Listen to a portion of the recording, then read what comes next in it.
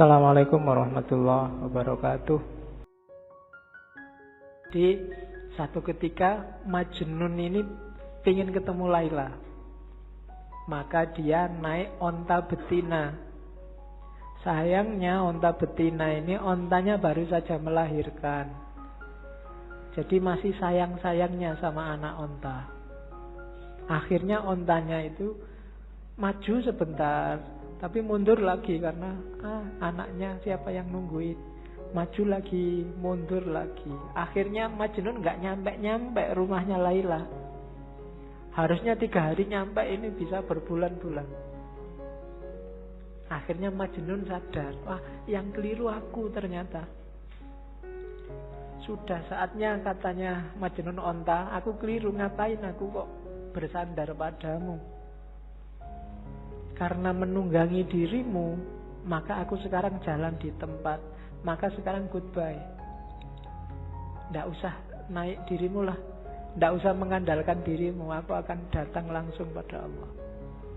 Saat itu ceritanya Majnun langsung loncat dari onta dan jatuh. Kakinya patah. Cuma saking rindunya sama Laila, kakinya patah nggak masalah. Akhirnya tubuhnya digelundungin. Jadi gelundung-gelundung sampai rumahnya Laila. Ya. Oke. Dan sebenarnya ini isyarat-isyarat. Onta itu kayak dunia. Nggak mungkin kita bisa cepat ketemu Allah kalau beban dunia sangat memberati hidup kita. Kalau kita sibuk luar biasa oleh hal-hal yang tidak ada hubungannya sama kedekatan sama Allah. Jalannya cuma 2. Semua yang di sekelilingmu kamu ajak mendekat ke Allah atau kamu tinggal. Jadi kalau enggak, kamu enggak akan nyampe-nyampe ke Allah. Kamu punya pacar, ini dia jadi penghalangmu untuk dekat terus sama Allah. Alternatifnya 2, ajak dia untuk bareng-bareng mendekat ke Allah atau tinggal. Nyari lagi susah, Pak. Ya, itu berarti dunia menghambatmu. Mungkin nilai, mungkin pekerjaan, mungkin kuliah, mungkin apalagi target-targetmu yang lain. Ini bebanmu. Semakin banyak bebanmu, semakin lambat kamu sampai pada Allah. Kecuali semua beban ini kamu ajak juga mendekat ke Allah. Kalau tidak, buanglah. Kok kuliah bikin kamu tidak setia lagi sama imanmu, bikin kamu tiap hari curang, tiap hari maksiat, misalnya gara-gara kuliah. Entah dari sisi apanya. Alternatifnya 2, ilahikan kuliahmu atau tinggallah kuliahmu. Itu rumusnya Rumi. Kalau enggak, kamu kayak unta betina tadi, maju 3 langkah, mundur 3 langkah. Saat ini semangat sufinya berkobar-kobar, tapi lain, tapi kalau gini ya saya enggak punya pacar nih Pak, mundur lagi. Kalau kayak gini nggak bisa kumlot deh Pak, mundur lagi. Terus begitu. Maka tinggallah unta betinamu. Meskipun kamu berat sampai harus gelundung-gelundung kayak tadi. Ya memang berat meninggalkan dunia. Tapi kalau enggak, ya kamu nggak nyampe-nyampe. Nggak bisa ilaihi roji'un. Nafasmu nggak akan mutmainnah. Itu bahasanya Rumi. Lepaskan ikatan yang membelenggu jiwamu. Bebaskan dirimu. Selama ini kamu diperbudak harta. Kilauan emas dan perak membuat matamu tertutup. Kamu ingin memiliki dunia. Kamu ingin mengisi cawanmu dengan seisi lautan. Apa gunanya? Perhatikan tiram. Dia mengisi diri dengan air secukupnya. Dan dia bisa melahirkan mutiara. Isilah dirimu dengan air kasih. Kasih yang bisa mengobati segala macam penyakit.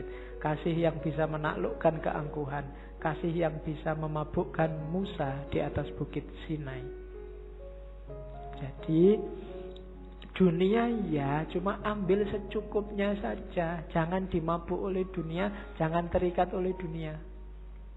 Contohlah tiram katanya. Tiram itu ngambil air yang paling bagus, dimasukkan dalam dirinya, nggak usah banyak-banyak, secukupnya saja. Pada saatnya air ini akan jadi mutiara. Dunia juga begitu. Ambil secukupnya saja, sebutuhmu saja. Setelah itu jalankan tugasmu yang sejati di dunia ini. Kembali pada Allah. Kalau terlalu banyak, kamu tidak akan kuat berjalan. Jangan tertipu oleh dunia. Jadi maunya Rumi itu. Semakin berat beban duniamu, ya semakin kamu lama dekatnya sama Allah. Ya boleh masing-masing muhasabah ya. Hari ini itu urusanmu apa saja sih? Kalau nanti pulang ke rumah boleh nyari kertas sama pulpen. Kamu sekarang apa saja yang kamu urusi? Mungkin nomor 1 kuliah, nomor 2 pekerjaan, nomor 3 apa aja urusanmu. Terus yang dunia-dunia ini, yang urusan akhirat sekarang urusanmu apa saja? Coba deh. Nanti di prosentase besar mana?